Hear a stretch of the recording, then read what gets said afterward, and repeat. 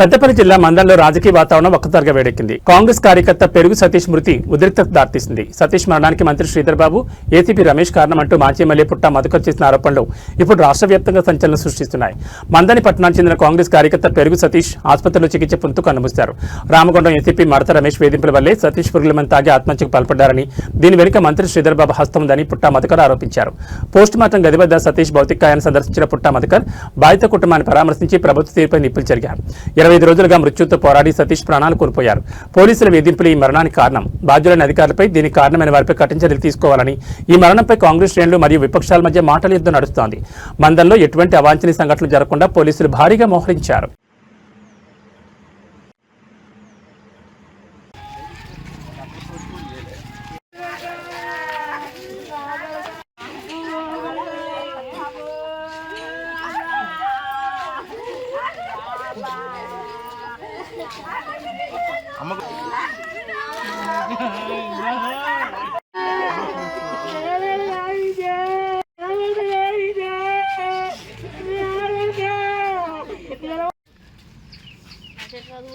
చాలా మూటే అన్నాడట, బయటకు రాకుండా చేస్తా అని ఏం చేసింది.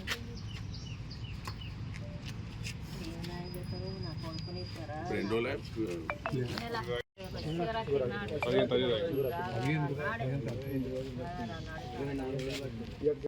కౌన్సిలింగ్ ఇచ్చారు మా తమ్మునికి. రైతే పిల్లని పిల్లగాడిని అయితే విలువన్నా లేదా కౌన్సిలింగ్ ఇవ్వాలి.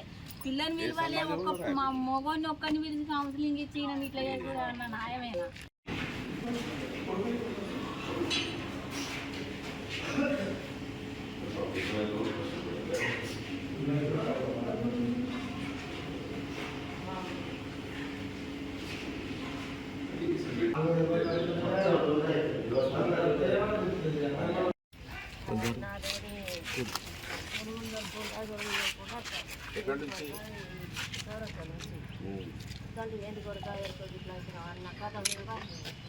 అందరూ చింత కింద అందరూ ఉండేది. అందరూ ఉంటే తీసుకొని ఉరికొచ్చారు. తీసుకొని ఉరికొచ్చినాక దవాఖాన తీసుకుపోయినాక మంతిని పట్టణానికి సంబంధించిన పెరుగు సతీష్, మంతిని పట్టణానికి సంబంధించిన తమ్ముడు పెరుగు సతీష్ 25 రోజుల క్రితం రామగుండం ఏసీపీ మడత రమేష్ గారు పిలిచి ఇబ్బంది పెట్టినట్టుకు కారణంగా మరి పురుగుల మందు తాగి 25 రోజులు ఆసుపత్రిలో ఉండి చనిపోవడం జరిగింది. ఇది చాలా దురదృష్టకరమైనటువంటి సంఘటన.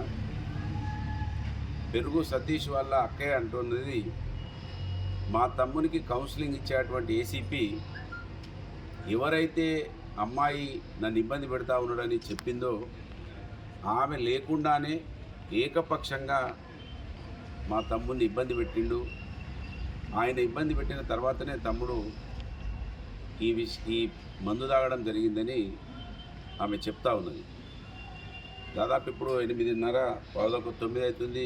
ఎస్ఐ గారు రాలేదు, దరఖాస్తు తీసుకోవడం లేదు.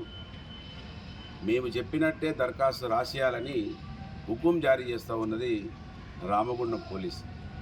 దీన్ని తీవ్రంగా ఖండిస్తూ ఉన్నాను. మంత్రిని రామగుండం పోలీసును అనేక మార్లు హెచ్చరించినము. మీరు ఉద్యోగస్తులు, మీరు ఉద్యోగం చేసుకోవాలి తప్ప రాజకీయాలు చేయొద్దని చెప్పినాము. మీ కార్యాలయాలకు కాంగ్రెస్ పార్టీ కార్యాలయాలను పెట్టాల్సి వస్తుందని కూడా చెప్పినాము.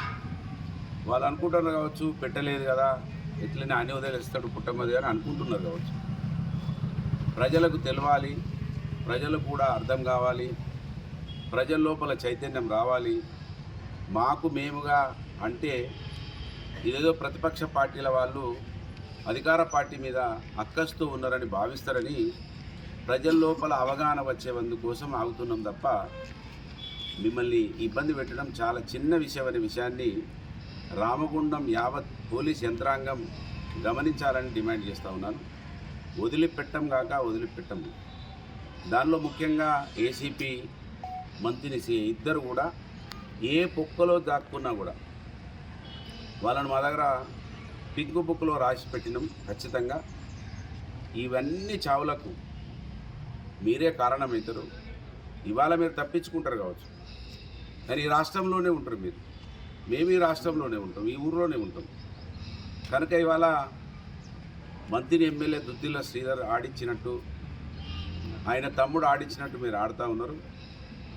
ఇవాళ చనిపోయింది కాంగ్రెస్ పార్టీ జెండా మోసి ఈ ఎమ్మెల్యేకు అంత పెద్ద పదవి రావడానికి, మంత్రి పదవి రావడానికి తన రక్తాన్ని దారపోసి తన కుటుంబాన్ని పక్కకు పెట్టి పనిచేసినటువంటి నీ కాంగ్రెస్ పార్టీ కార్యకర్త ఇవాళ ఈ విధమైనటువంటి పరిస్థితిలో ఉంటే కూడా నువ్వు పట్టించుకుంటలేవంటే, దుద్దిల్ల శ్రీధర్కు ఈ సమాజంలో పెద్దలు, ఈ మధ్యలో మా మిత్రుడు శంకర్లాల్ చెప్తా ఉన్నాడు, బతికుంటేనేమో వాడు ఓటుగా వినియోగించుకుంటాడు, చనిపోతేనేమో దేవునికి అప్పచెప్తాడు అనేది పెద్దలు అనంగా విన్నాం. మా శంకర్లాల్ చెప్తున్నాడు అప్పుడప్పుడు.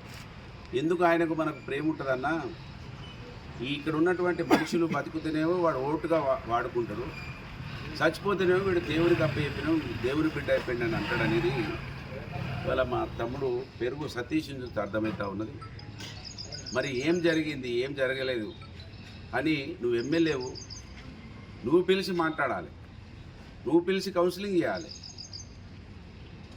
నువ్వు ప్రజాప్రతినిధివి, పోలీసు వాళ్ళతో ఎందుకు భయపెట్టియాలి నువ్వు? ఏంటి కారణం అంటే, వాడు ఏమైనా మంచిదే, వాడు చనిపోయినా ఉన్నా నాకేం బాధ లేదు, నాకు వానితోటి ఏం సంబంధం, వాని ఓటు సంబంధం అయిపోయింది, వాడు ఉన్నా ఒకటే పోయినా ఒకటే అని ఆలోచించిన వాళ్ళకి ఇంతకన్నా సాక్షి మేము అవసరం లేదు. కనుక ఈ దుద్దిల్ల శ్రీధర్ కుటుంబాన్ని నీచమైన నీతి, నీచమైన జాతి బయటపడాలనేదే నా తపన. ఈ నియోజకవర్గంలో ఒక ఎదిగిన మామూలు మధ్యతరగతి బీసీ బిడ్డగా ఈ సమాజాన్ని చూసి పెరిగిన కనుక పదవుల కోసమో ఓట్ల కోసమో బతికేటువంటి బిడ్డను కాదు దుద్దిల్ల శ్రీధర్. ఖచ్చితంగా ఈ సమాజాన్ని మేలుకొలుపుతా, సమాజానికి అర్థమయ్యేటట్టుగా ఈ నియోజకవర్గంలో పోరాటం చేస్తా. నీ కుటుంబం మా సమాజాన్ని ఏ విధంగా వాడుకుంటున్నది, మా సమాజాన్ని ఓట్ల కోసం ఏ విధంగా మరి మీరు ఉపయోగించుకుంటా ఉన్నారో వాళ్ళకు అర్థమయ్యేటట్టుగా ఆ రోజు వరకు కూడా పోరాటం జరుగుతుంది. ఖచ్చితంగా నేను సూరారంకి వెళ్ళిన, సూరారంలో ఒక అబ్బాయి